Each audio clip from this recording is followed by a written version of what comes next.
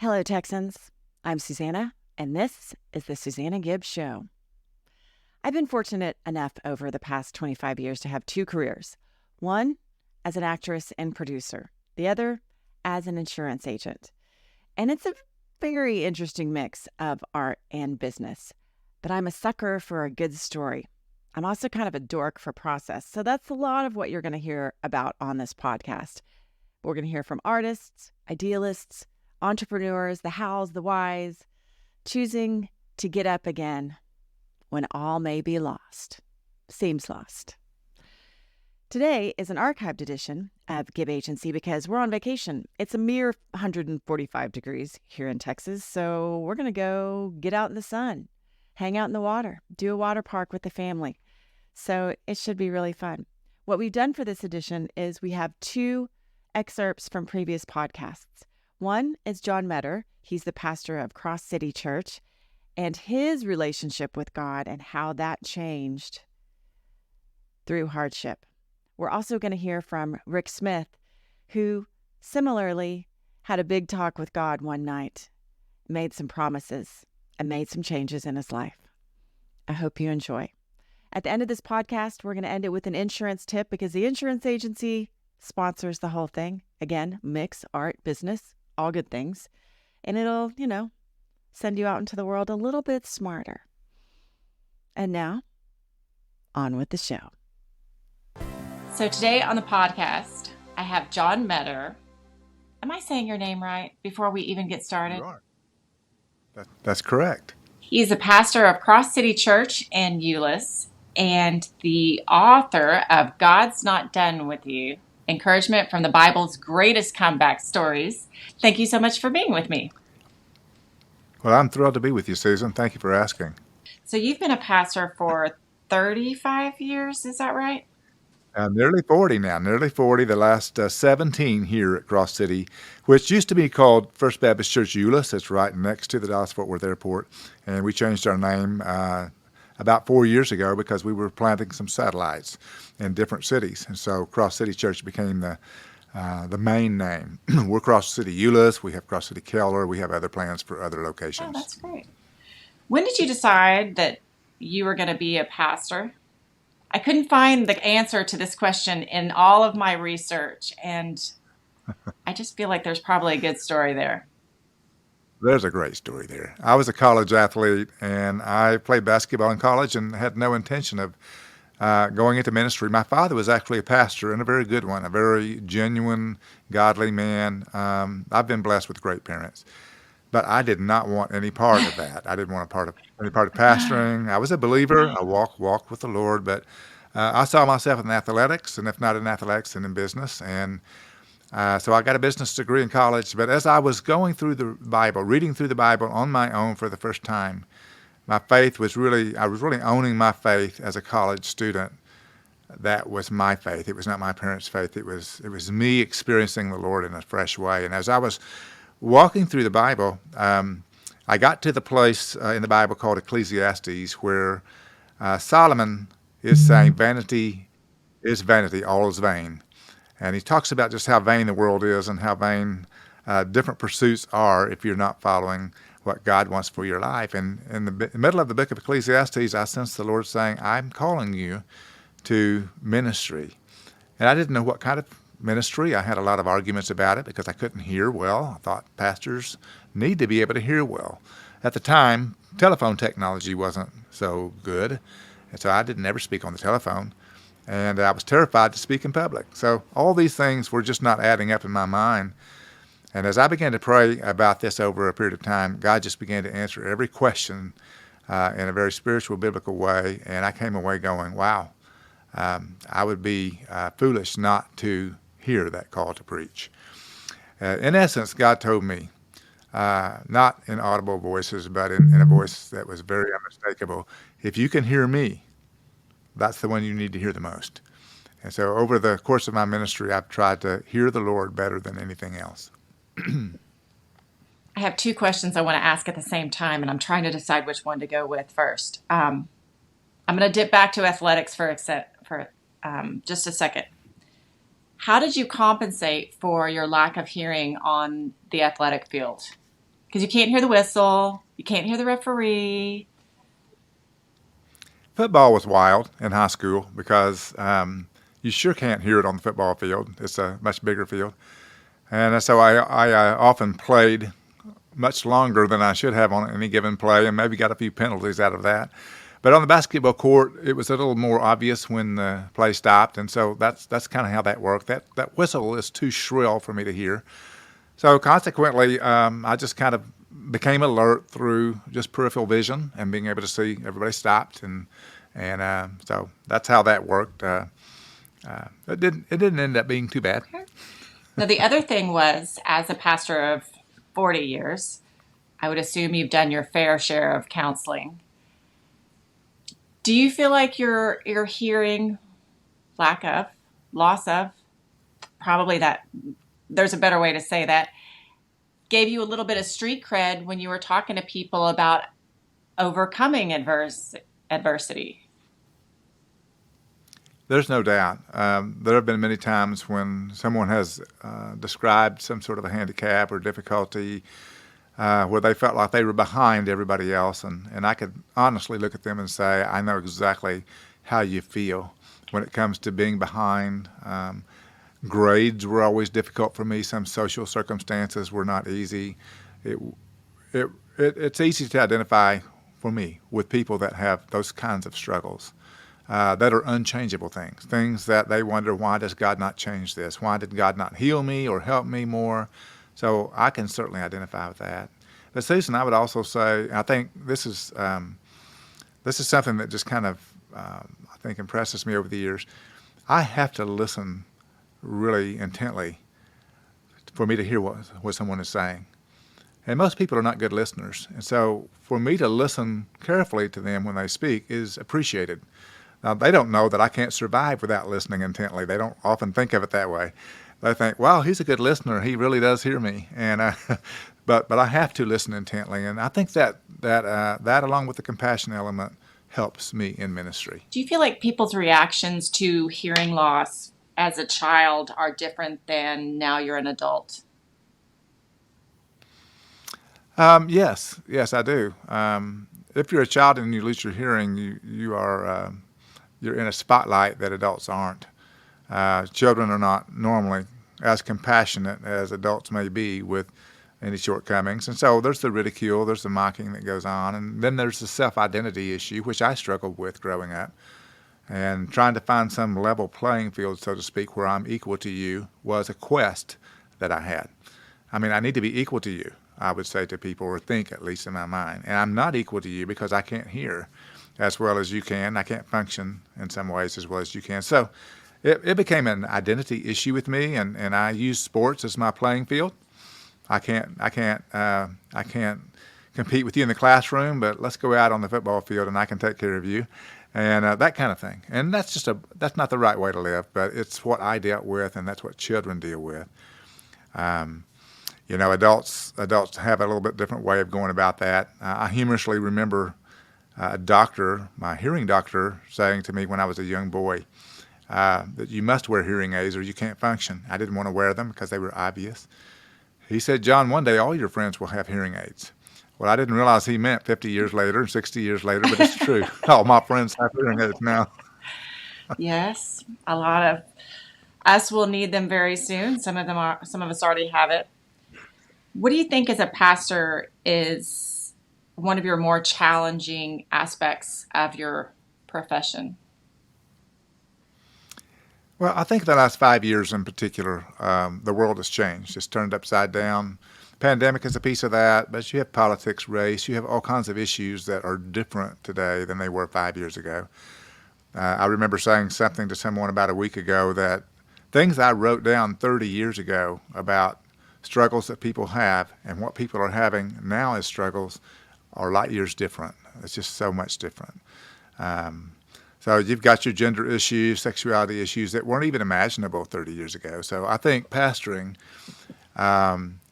is walking with people who experience some of those things in their own lives or in their families the political division and the race division that we've experienced in the last 5 years is unlike anything I've seen in years. And so I think that complicates pastoring, and it gives us a bigger challenge. Is there an answer to it? Yes, but it's a challenge as well. What's the answer? Well, the answer is to come together under the kingdom of God. Christ and the kingdom of God is the great equalizer. When we come to faith in Christ, there is no male or female, or there's no color or background. It doesn't matter where you're coming from. But it does mean that you become subservient to Christ and what He's calling us to. And so that's the great equalizer. There's answers to every issue, but compassion in how we interact with people that don't agree with us has to be what the believer does. We have to learn to love people that are not like us. And we don't have to agree with them, but we do have to love them, and we do have to help them understand why we believe what we believe out of the Bible. What's your best day look like as a pastor? You know, I love my staff. I love interacting with them. So my best day is not necessarily on a Sunday, even though I love my people as well. Um, but I think my best day as a pastor is when people are actually understanding what God has called us to do, responding to the gospel, seeing their lives changed. I mean, man, I live for that. And I live for those experiences where we're able to bring friends with us or people that maybe haven't heard the gospel, the good news before, and realize it really is good news and it really is the answer. Uh, those days I love, and wouldn't trade them for anything. They're better than any sports highlight could ever be, better than any comeback season or comeback game. Now, I saw that you guys have a podcast as well, which pulls a lot from your sermons from Sundays. Mm-hmm. How long do you prep for those sermons? Do you start working them out months, Oh, normally weeks? well, sometimes I'll plan out for months, a year's worth of messages in the sense of where I'll be, what series I may be in. Over the last 17 years, I've preached through 15 different books of the Bible. So sometimes I will know a year and a half in advance. I'm going to be in the book of John for this year or whatever it might be. So we do preach through entire books of the Bible that way. And on all of our venues, we have 5 different preaching venues on a given Sunday morning, and they all preach the same text, and we study together. So there's a lot of planning that goes in with that. But on a normal week, 15 to 20 hours is not unusual for one message. So Easter Sunday's coming up. I'm going to be preparing at least 15, 20 hours for the 30 minutes I'm going to speak on Easter Sunday morning at those various times. So that's kind of how it works. You invest a lot into those messages because those are moments where people get to hear the truth that's well thought through and hopefully applicable to their lives. Do you have other pastors in other cities or churches or denominations or religions that you like to bounce ideas off of, get together with? You have a church club? Oh, so certainly. Oh, yeah, church club. I don't think we No, I call it that, know, but we but do have pastors' conferences. And yes, there are several conferences like that. There's the denomination level where we have about 2,500 churches in Texas that I'm somewhat involved with. So we have some opportunities like that. There's also what's called a mega metro pastors conference that I go to annually. These are pastors of churches that are larger than, say, 3,000 in attendance. And so we work along ideas about what our challenges are, which are sometimes different from churches of different sizes. So those guys are guys in my timelines on my social media, and they're a quick text away whenever we have some questions or they have some questions. It's great to interact with guys like what that. is the size of your church? Well, we have about 6,000 active attenders. The the dynamic of who attends every week has changed in the last 5 years. So the average attender attends 1.8 to 1.9 times a month is the average that is nationally quoted. But about 6,000 different people worship here on a regular basis. When did you go to Tennessee? Because you were a pastor there for 7 years, is that right? I pastored there from 1999 to 2006 in Chattanooga. So that's over on the far east side of Tennessee. A beautiful, beautiful place, wonderful church there called Woodland Park Baptist Church. Really, I was reluctant to move back to Texas after being in that beautiful place where there were actual mountains and rivers and trees. What did draw you back? Obviously, the job, I but think, well, definitely, I felt definitely called by God to come back here. I didn't really want to come back because so many great things were happening there. But as a pastor, we really serve at the discretion of the Lord. We want to know that we're in a place not because it's a job or because you've been given an offer to be there, but we want to be there because we believe God has called us there. So that's what brought me to Texas and to this church. And this church is an amazing church. God has worked in it for so many years. It's about 120 years old, but some of the great men that I've known in my lifetime have pastored in this church, and I feel very privileged to stand on their all shoulders. right, really important question. Better barbecue, Tennessee or Texas? Oh, I'm calling That's Texas probably a on good that one. answer. Now, Tennessee's got great barbecue, but oh, you have so many great places here in Texas, and it's a quest to get to all of them. Yes, a lot of people make it a passion. Is that something that you're passionate about? Oh yes, I love it. I'm in barbecue every week. That and Tex-Mex, one place or Yes, another. very good. Well, John, tell people where they can find you. Well, Cross City Church is right just due west of Dallas Fort Worth Airport on Airport Freeway. So it's on the south side of the airport. It's part of the Hurst, Euless, Bedford, Mid-Cities area. And so it's literally 15, 20 minutes from almost any place in Dallas Fort Worth area, on Sundays, especially when the traffic's not so bad. So I have a son that lives in the colony. He could make it over here in 25 minutes on Sunday morning. It's just not hard. So we're right in the middle of everything. It's a multi-ethnic church. We have people of all backgrounds here. It's intergenerational. So we have people that are young, people that are old. We have traditional and contemporary worship services, international and Spanish speaking. We've got it all. So we would love to invite people to experience a Good Friday cross service is coming up, where I actually carve a cross out of a 20-foot pine tree while I preach. So in 30 minutes, I start that with that log and I cut it down while I preach, and so we really kind of relive the moments of the cross on Good Friday. And so many people come to that, and then of course to Easter Sunday services on And how Sunday can people mornings find your in book? our various locations. Well, the book can be found anywhere online: Amazon, Lifeway, Christian book distributors, Target, Walmart, you name it. Online is the way to go these days with books, and so it's all over. And I encourage people to read it because it's an encouraging book. It does encourage us to realize that God's not done with us, and that no matter how far behind the game we may feel we are, or no matter what's happened in our lives that we think is insurmountable, it's not insurmountable for God. So I really want people to read this because of the message. More than anything else, God's not done with us. That was John Meador of Cross City Church. And now, here's Rick Smith from Rock Bottom Outreach. Well, Rick Smith, thank you so much for being on the show with me today. I appreciate having you here, and I'm so excited for everybody to hear your story.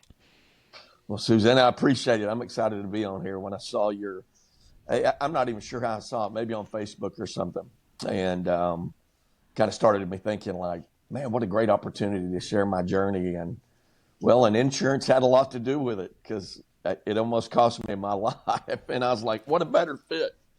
And it's kind of a stretch sometimes to connect the stories with insurance, but yours is definitely an easy one. So I'm gonna walk us back. I think I'm gonna walk us back to, I think, when did you start Rock Bottom Outreach? Started Rock Bottom Outreach in 2009. I hit rock bottom in 2008 with a pill addiction that had kind of built over a 10-year period. It's really funny. I went to church on Sunday. Everybody thinks drug addict, long hair and Cheech and Chong, right? But I look just like I do today. So you never would have known. And so had all-American family, was coaching in a small Texas community. Everybody knew us. I'd won 2 state titles as a coach. And it was one of those deals that just over time, I've had multiple surgeries, former bull rider, athlete, and the doctors just started giving me, pain pills. And over time, it turned into, over a 10-year period, it turned into a full-blown addiction. And so it was Have you actually, go have you ahead. paid attention to some of the you talked about your pill addiction. Have you followed some of the stuff going on up in Ohio and those? Because it was pretty much at that time when people really were prescribing narcotics just like it was candy, right? Yeah, it was. I mean, and so, they didn't blink to give me 260 Norco, which is, Vicodin. I mean, that was normal. You would go in or you'd call it in and they just, they just prescribe it. I mean, and so, unfortunately, I had a couple of doctors. I mean, I'll be honest with you. That's kind of when I knew I was in trouble. Bottom line, I was hooked. I just didn't know what to do. Right. It's not like I was going to go and just like, hey, by the way, I think I've turned into an addict, because everybody's got something in their closet. Here I'm a coach. If I admit I'm an addict, I'm going to lose my identity, and my identity was coaching. And so my priorities were backwards. So anyway, because of that rock bottom, I felt the need to bridge the gap for someone like you and I, that all of a sudden you're struggling and you don't know what to do. Would you And so would you share that Go ahead. moment? Would you? I know this is kind of a tough moment for you, but would you share that moment when you were like, this is it. This has to stop? Because I know it scared you. Well, it did. You would have thought it was enough that at the very end of school, May '08, when you get a call from a neighbor and he asks if you're moving, and then you discover your wife has taken your 3 boys and left. And we've never been a family again of that day. I mean, when she was gone. And so, but because I'd been named the head coach at a local school, I'm like, I'll just fix this myself. But I had a pastor say, Rick, you got to hit rock bottom. And I'm like, what do you think this is? Well, fast forward, I'm trying to stay alive. I'm trying to coach. It's August. I'm now getting drug tested, right? Which is very humbling. And so now I'm getting drug tested. So I test clean. I get to have my boys for the weekend. And so I'm excited to get to have my boys again. Well, we had a scrimmage game in Perrin-Witt, Texas, and I had retaken Xanax. So that was one of my, what you call DOC, drug of choice. And under the influence of that Xanax on a farm road, the boys were in the truck. I crossed the center line on a farm road and I sideswiped an 18-wheeler. That right there was my rock bottom. When you ain't going to talk your way out of that. And so that cost me the rights to my boys for a year. And I almost killed my children and then also the truck driver. But luckily we walked away by the grace of God. So that was the moment that I knew that it was time to surrender. But it cost me everything, Suzanne. It really did. Yeah, that's hard. That's hard. So you go through, I guess, because you said you hit rock bottom in 2008. You started the ministry in 2009. And then you're working through that. When did they say, hey, Rick, you've got a problem with your heart? I was having a nervous breakdown over what was going on. And all of a sudden, started having extreme short of breath. I couldn't walk up 3 stairs without sucking air. And that's when I was referred to a cardiologist. I had a PCP. I go in to like, hey, I need some help, what's going on here. And they did a EKG and echo and said, hey, we need to get you to the cardiologist. And that's kind of when they sat me down and said, here's what's going on. You have fluid around your heart. You've suffered heart failure. It's called stress-induced cardiomyopathy. And they said, you probably won't grow old. It's irreversible. Here I am, I'm 40 years old and told, you're probably going to die, to let that sink in. And did you think you'd hit rock bottom once again? Well, my mindset at the time was, maybe I deserve this because of what I've done to my children. Because I still had a lot of stinking thinking, if you would, that a false belief system, is what it was. But I'll tell you what it was. It was one night, and I heard a song, and the chorus said, I'll do whatever it takes to turn this around. And I think we need a life motto. I think we all do. Something that drives us. Well, I grabbed a piece of paper, man, and I wrote that down. And I was like, I'll do whatever it takes to turn this around. Like, so be it. If I'm going to die, I'm going out swinging. and I'm gonna do anything I can to inspire, but I'm taking my life back. And that is when I began to put my feet on the floor every morning to find a reason to get up. But I first had to do it for myself, is what it was. And I began to focus and invest in Rick Smith. And that was through recovery, being discipled, going to church, working out. I was determined for that first year to like focus on Rick Smith. When did you make your bargain with God? It was actually August 16th, 2008, the night I hit the rock bottom. Yeah. I paced the house in the dark through the night. I'll never forget it. And I cried out to God. And I said, if you're there, I got to know it. I have to know it. Because I was what you call a carnal believer, where I kind of sat on the throne and I referred to God occasionally, but only when I wanted him. You know what I'm saying? Like, hey, God, help me get this new car, or help us win this football game. But I never really had sold out. But that night, I said, if you give me my life back, I'll serve you from this day forward. And I meant it. And he gave me my word. And I think sometimes if you'll listen closely, God gives you a word. And it was steadfast, and means not to the right or the left, but continually move forward. And that has been my motto ever since, is the word steadfast. And that's when I began to battle. But I don't think I negotiated with God. I was making a promise, not like, hey, Suzanne, I promise I'll be on there at 9 a.m. I'm talking, I made a promise to God, like God. I mean, how am I going to go back on that, right? And knowing what he's done, as hard as the journey has been. But it was August 16th, 2008. Okay. That's what it was. So I know I'm jumping around, but that's okay. So Go ahead. I know you get the heart diagnosis. You run through a lot of different medicines. You try a lot of things. Because you told me this story, when did you meet with the doctor at UT Southwestern that was a big pivotal moment for you? Well, I actually, it was a couple of times. I had a cardiologist named Daniel Caldwell, which has been phenomenal. And in 2010, they actually put a pacemaker in. And everyone always goes, yeah, my grandma's got one of those, or my grandpa's got one of those. I'm like, I know. I'm aware of that. Like, thanks for rubbing that in, But so I had a pacemaker and a defibrillator.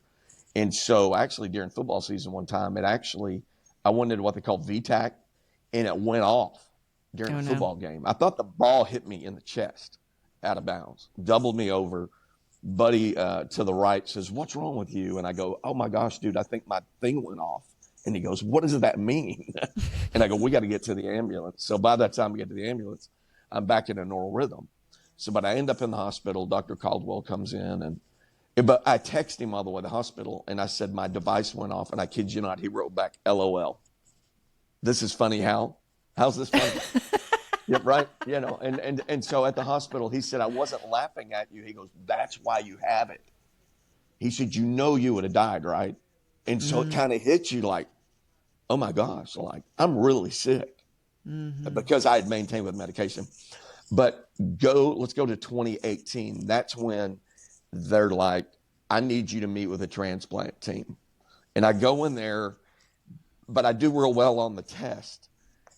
But I asked this question, and this was where I was mentally. What if I just want to ride my tractor, country term, until it runs out of gas? That was my question. And so they kind of said, like, not do it. And I said, yeah, that's what I'm saying. And they said, well, it's your life. I mean, it's up to you. And my boys knew the answer to that. They just never wanted to talk about it. Right. They felt I was tapping out, is what it was. But that was 2018. And no one ever has realized how sick I've been. I'll be honest, and just because I started listening to what a transplant would involve, and it was $1.5 million. And I'm like, I'm $1.5 million short, man. There's no way I'll ever be able to, out of pocket and all that, pay for that. Like, I'll just ride the tractor. I'm cool with the tractor. It's cheaper, is my mindset. So, yeah, that was 2018. It's the first time I met with them up until this past November. Is that when the doctor stood up and gave you a hug and said, "We're here with you. Yeah, You can do it"? you're in trouble when I call them tricks. Okay, that if you knew me real well and you knew I had heart failure, but you saw me drink like an energy drink, you'd be like, "Are you stupid?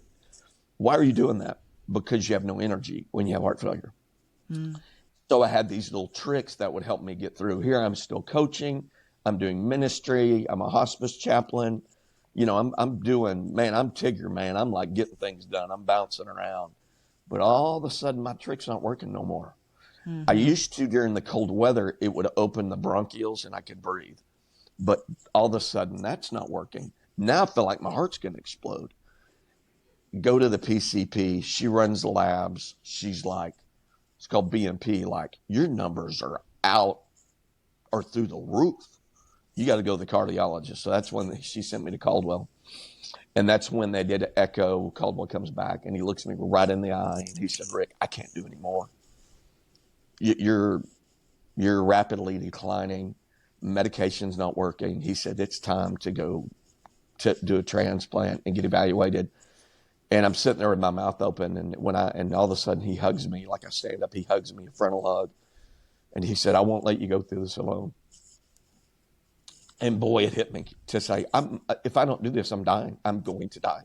Like, I may not make it another year, is what he told me.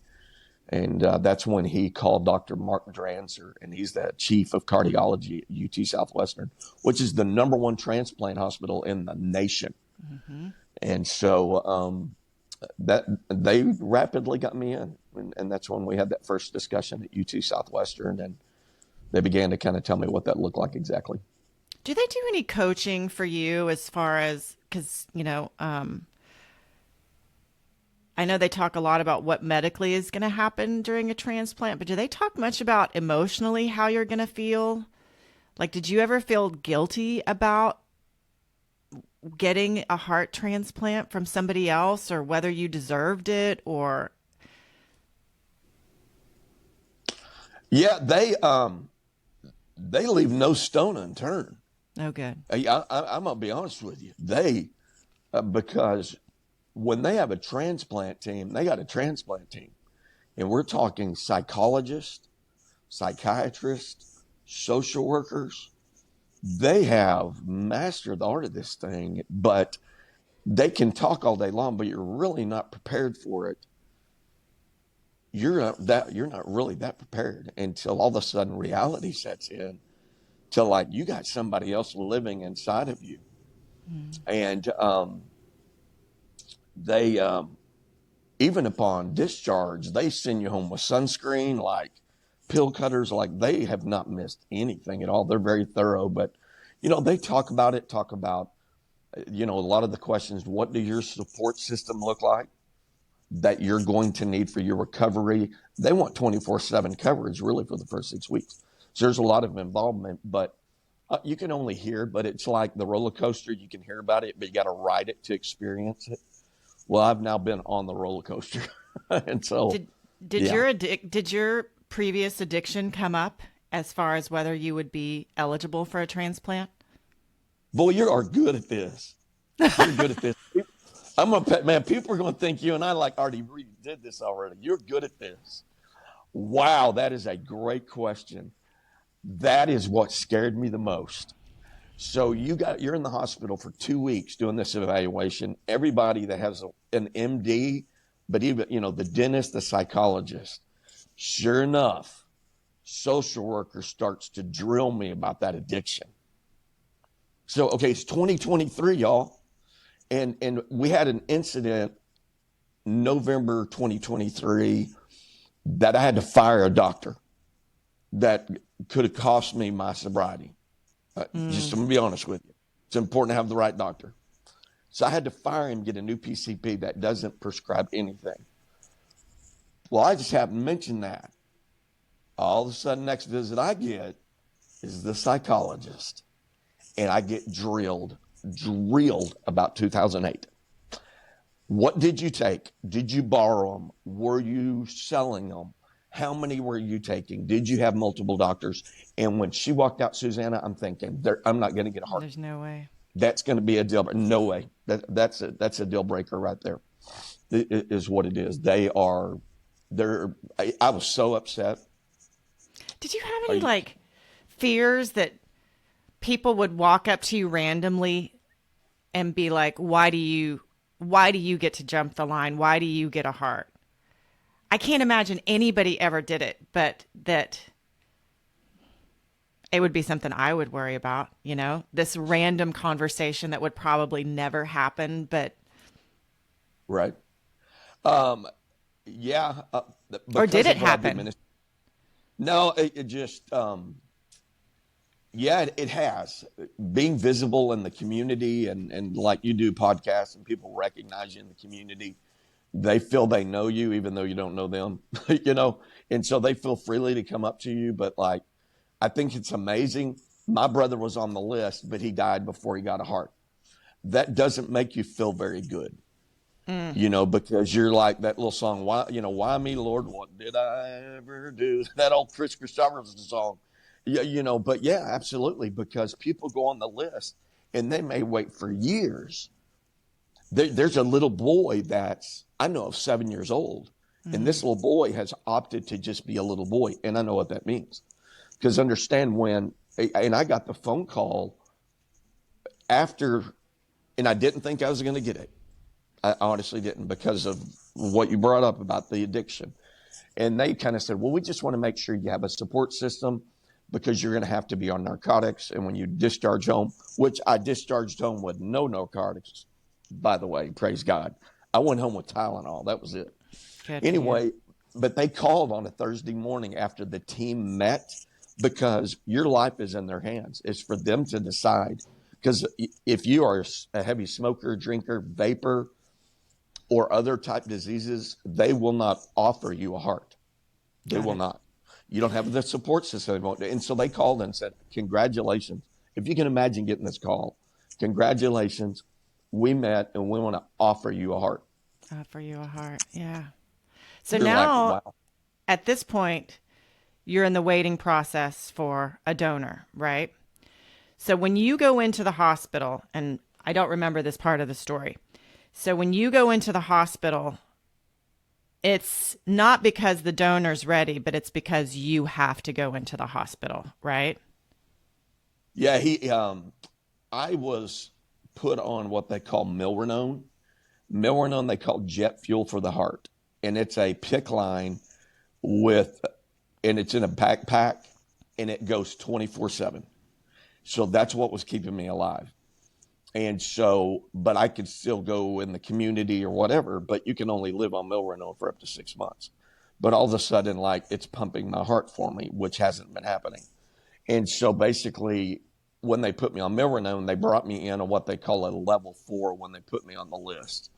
And so I'm still on the football field coaching with milrinone on, and all of a sudden, they redo my labs and they see I'm declining. And that's when I got a phone call from Dr. Hendren, who was the lead of my transplant team. And he said, it's time to come into the hospital. And that's when I got called in. And that was, I think about May 13th is when that was. And they brought me in and I was admitted, and he said, hey, you're too sick. We're not sending you home without a heart. So now it's a waiting game. To just like lay in the hospital and wait. But I really began to decline rapidly in the hospital. And all of a sudden things were changing very quickly, and they put me in the ICU. So you're in the ICU when they say, we've got a donor. What exactly do they say to you? May 26th, I woke up and I'm on what they call a balloon pump. Balloon pump put me at level 2. Went on the balloon pump May 25th, May 26th. Even they're looking at my numbers back and forth, the Dr. Araj, and he's asking, what do you think? Because if you go on a balloon pump, you can't get out of bed anymore. Like, you can't even bend your leg. And I'm like, what do I think? Like, you're the doctor. But I had to wrap my mind around it. So on the 26th, the next morning, I'm asleep. and Dr. Farr walks in. Never met her, but she kind of looks like you, which is really wild. Never met her. She wakes me. She kneels down, and she said, "Mr. Smith, I'm Dr. Farr with the transplant team, and I want to let you know we have accepted a heart on your behalf. Not looking at, but accepted, meaning we found a heart." And I grabbed her arm, and I said, "You're kidding." But then I mistakenly said, "Where's the heart?" And she said, "It's not been harvested yet." And Susanna, that's when it hit me that this young man, and it was identified as some in the early 20s, still had the heart. And I go, "Oh my God, he has the heart still?" And I broke down and I lost it. That's when they can talk about it, but until you get the news and realize someone's dying on your behalf and they're not dead yet, clinically,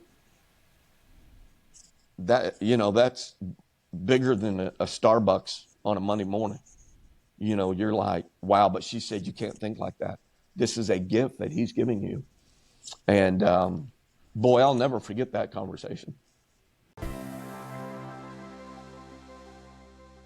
It was really fun talking with both John and Rick. They're both very, very nice men.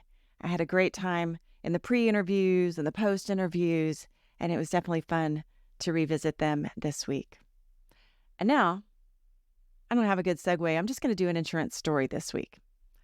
It's another nice man, client of ours. However, he was hot. He was so mad. He'd gotten into a claim, and when he took his car to be repaired, the insurance estimate was, in his opinion, way too low. It was only like $1,000, and the repair place was like estimating at least $4,000.